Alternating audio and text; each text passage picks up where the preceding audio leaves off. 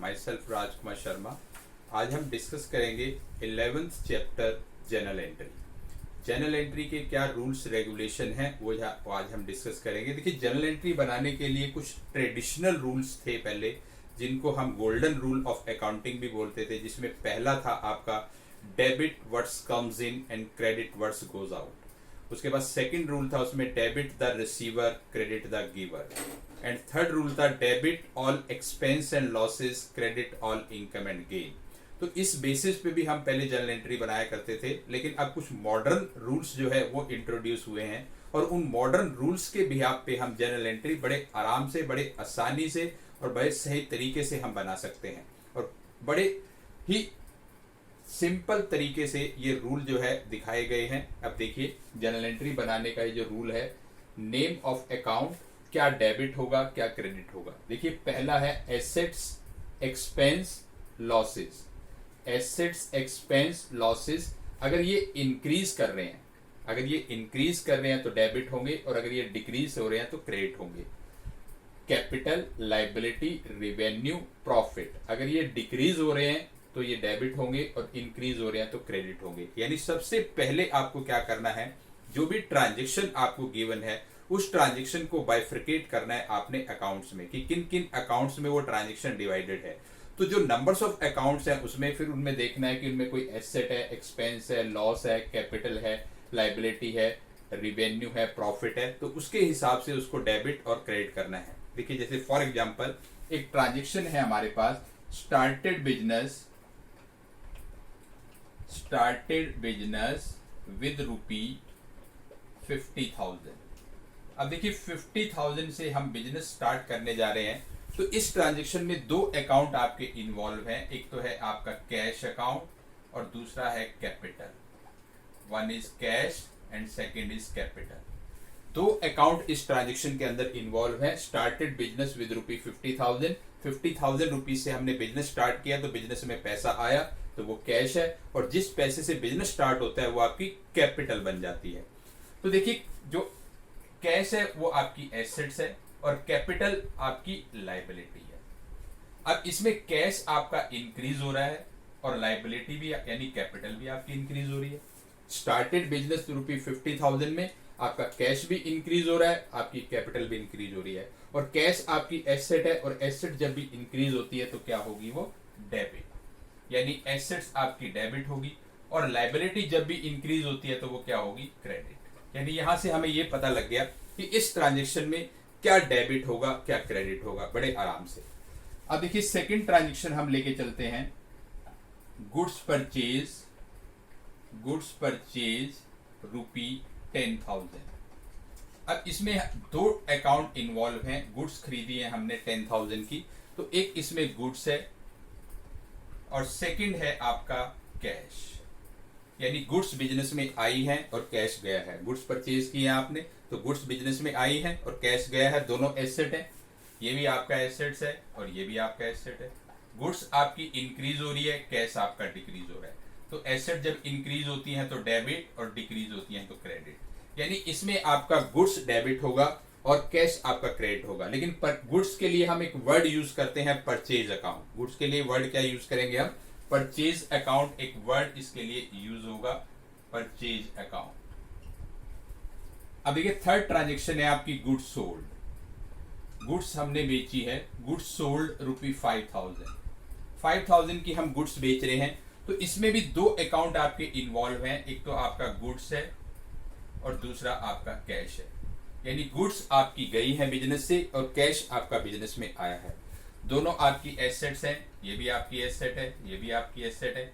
अब गुड्स इसमें डिक्रीज कर रही है, कैश आपका इंक्रीज कर रहा है, तो कैश आपका डेबिट होगा और गुड्स आपकी क्रेडिट होंगी।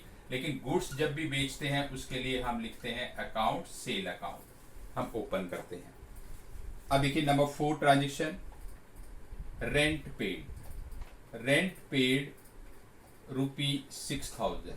अब देखिए, 6,000 का हमने रेंट पे किया है। अब इसमें भी दो अकाउंट आपके इन्वॉल्व है, एक रेंट है और दूसरा है आपका कैश। रेंट आपका एक्सपेंस है और कैश आपकी एसेट्स है। देखिए, एक्सपेंस आपका इंक्रीज कर रहा है और एसेट्स आपकी डिक्रीज कर रही है। एक्सपेंस जब भी इंक्रीज होंगे तो वो डेबिट होते हैं और एसेट डिक्रीज होगी तो वो क्रेडिट होती है। तो ये है रेंट पेड, यानी एक्सपेंस कोई भी आप पे कर रहे हैं तो हर ट्रांजेक्शन के अंदर 2 या 3 अकाउंट इन्वॉल्व होंगे, वो आपको पहचानने होंगे। अब देखिए जैसे number 5 furniture purchase, furniture purchase ₹20,000, 20,000 का हमने फर्नीचर खरीदा है, तो इसमें 2 अकाउंट हैं आपके, एक तो फर्नीचर है और दूसरा है आपका कैश, यानी फर्नीचर भी एसेट है और कैश भी आपका एसेट है। फर्नीचर आपका इंक्रीज हो रहा है, कैश आपका डिक्रीज हो रहा है, तो ये डेबिट होगा और ये क्रेडिट होगा। तो इस तरीके से आपको ट्रांजैक्शन को बाइफरकेट करके और उसको रूल के हिसाब से जान के कि किस रूल में एप्लीकेबल है, उसके हिसाब से आपको डेबिट क्रेडिट जानना है। तो ये तो है आपका वर्किंग। जर्नल एंट्री के लिए ये आपकी वर्किंग हुई। अब इसको कैसे प्रेजेंट करेंगे in the format of journal. Journal के फॉर्मेट में प्रेजेंट करने के लिए क्या जर्नल का फॉर्मेट रहेगा, तो देखिए फॉर्मेट ऑफ जर्नल एंट्री,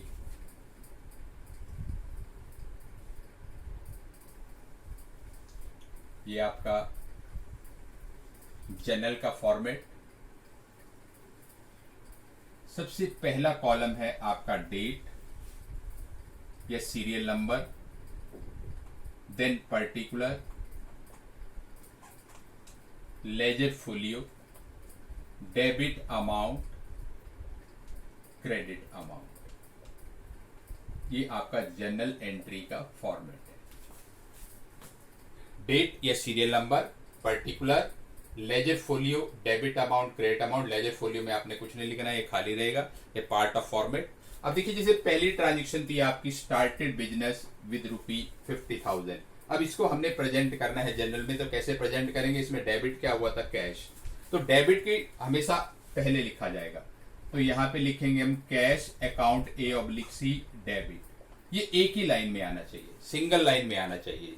उसके बाद क्रेडिट क्या हुआ है आपका कैपिटल, तो क्रेडिट आपने 2 से लिखना है थोड़ी जगह छोड़ के, तो to capital account, to capital account. तो 50,000 आपका डेबिट में आया और 50,000 आपका क्रेडिट में आया।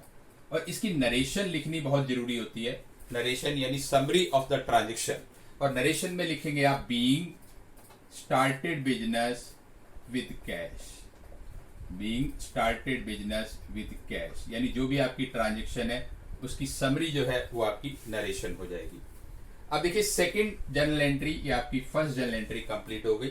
सेकंड है गुड्स परचेज, तो गुड्स यानी डेबिट होगा और उसके लिए हम लिखेंगे परचेज अकाउंट। तो purchase account debit, purchase account debit to cash account, क्योंकि कैश इसमें क्रेडिट है। सेकंड ट्रांजैक्शन में गुड्स आपका डेबिट है जो परचेज के नाम से डेबिट होगा और कैश आपका क्रेडिट होगा। तो अमाउंट है आपकी 10,000 इन डेबिट एंड 10,000 इन क्रेडिट। और नरेशन लिखेंगे बीइंग गुड्स परचेज, नरेशन लिखनी बहुत जरूरी है, तभी आपकी जर्नल एंट्री कंप्लीट होगी। तो ये सेकंड जर्नल एंट्री आपकी कंप्लीट हो गई। अब है third journal entry. Third journal entry में आपने गुड्स बेची है तो गुड्स आपकी क्रेडिट होंगी सेल के नाम से और कैश आपका डेबिट होगा। तो एंट्री बनेगी आपकी cash account debit to sales account, और इसमें अमाउंट है आपकी 5,000 in debit and 5,000 in credit. और नरेशन होगी आपकी बीइंग गुड्स सोल्ड। उसके बाद नंबर 4 पे देखिए रेंट आपका डेबिट है और कैश आपका क्रेडिट है। तो rent account debit, rent account debit to cash account, और नरेशन होगी इसकी बीइंग रेंट पेड, ये इसकी नरेशन हो गई बीइंग रेंट पेड। और रेंट पे किया है हमने 6,000, तो 6,000 आपका डेबिट और 6,000 ही आपका क्रेडिट। उसके बाद है नंबर 5 फर्नीचर परचेज। तो फर्नीचर इसमें डेबिट है और कैश आपका क्रेडिट है। तो furniture account debit, furniture account debit to cash account, और नरेशन आ गई आपकी बीइंग फर्नीचर परचेज। सिर्फ गुड्स के लिए आपको परचेज लिखना है, बाकी सभी एसेट्स के नाम आएंगे। इसमें अमाउंट है आपकी 20,000 डेबिट और 20,000 आपका क्रेडिट। तो ये आपके पास जनरल एंट्री है। देखिए माना इस क्वेश्चन के अंदर आपके पास 5 ट्रांजेक्शन थी, 5 ट्रांजेक्शन, 1 2 3 4 5, 5 ट्रांजेक्शन थी। पहले हमने उसका वर्किंग बना लिया, क्या डेबिट होगा क्या क्रेडिट होगा, ये आप दिमाग में भी सोच सकते हैं। अलग से कहीं पे वर्किंग नोट भी बना सकते हैं। वर्किंग नोट बनाओगे तो बहुत आसानी रहेगी, पहले 1 2 3 क्वेश्चन का वर्किंग नोट बना लो। वर्किंग नोट जैसे ही कंप्लीट हो गया, आपको पता लग गया कि ट्रांजेक्शन में क्या डेबिट होना है क्या क्रेडिट होना है, और फिर आप उसको फॉर्मेट में प्रेजेंट कर दें।